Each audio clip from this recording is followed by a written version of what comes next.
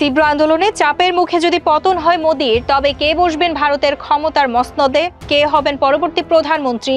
হাসিনার মতোই কি শেষ পরিণতি হবে মোদির? এই প্রশ্নের উত্তর নির্ভর করবে বিজেপি নেতৃত্বাধীন এনডিএ জোট ক্ষমতায় টিকে থাকে নাকি বিরোধী জোট সরকারের গঠন করে তার উপর। কারণ ভারতের সংবিধান অনুযায়ী প্রধানমন্ত্রীকে সরাসরি জনগণ নির্বাচিত করেন না। লোকসভায় সংখ্যাগরিষ্ঠতা থাকা দল বা জোটের নেতা সরকার গঠনের দাবি জানান। মোদী নেতৃত্বাধীন বিজেপি এনডিএ জোট ক্ষমতায় থাকলে সম্ভাব্য উত্তরসূরি হিসেবে সবার আগে আলোচনায় আসতে পারে অমিত শাহের নাম। মোদীর দীর্ঘদিনের রাজনৈতিক সহযোগী, কেন্দ্রীয় স্বরাষ্ট্রমন্ত্রী এবং বিজেপির অন্যতম প্রভাবশালী নেতা হিসেবে দলের সংগঠন ও সরকারের ওপর তার শক্তিশালী প্রভাব রয়েছে।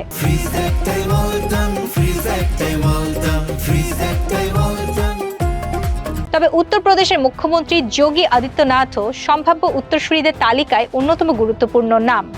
হিন্দুত্ববাদী রাজনীতির সবচেয়ে প্রভাবশালী মুখগুলোর একজন হিসেবে বিজেপির মূল আদর্শিক ও রাজনীতিকে আরও জোরালোভাবে এগিয়ে নেওয়ার ক্ষেত্রে যোগীর অবস্থান শক্তিশালী। তবে প্রধানমন্ত্রী বাছাইয়ে জোটের শরিকদের মতো গুরুত্বপূর্ণ হয়ে উঠতে পারে। অমিত শাহ বা যোগী আদিত্যনাথকে নিয়ে শরিকদের আপত্তি থাকলে তুলনামূলকভাবে সর্বজনগ্রাহ্য নেতা হিসেবে নীতিন গডকরি বা শিবরাজ সিং চৌহানের নাম সামনে আসতে পারে। সেক্ষেত্রে কংগ্রেস নেতা ও লোকসভার বিরোধী দলীয় নেতা রাহুল গান্ধীর সম্ভাব্য দাবিদারের মধ্যে সবচেয়ে আলোচিত নাম। তবে জোটের সমীকরণে মমতা বন্দ্যোপাধ্যায়, অখিলেশ যাদব কিংবা অন্য কোন আঞ্চলিক নেতার নামও সামনে আসতে পারে।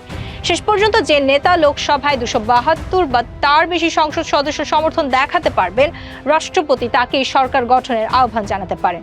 তাহলে প্রশ্ন হলো, মোদির পর ভারতের ক্ষমতার মসনদে বসবেন কে?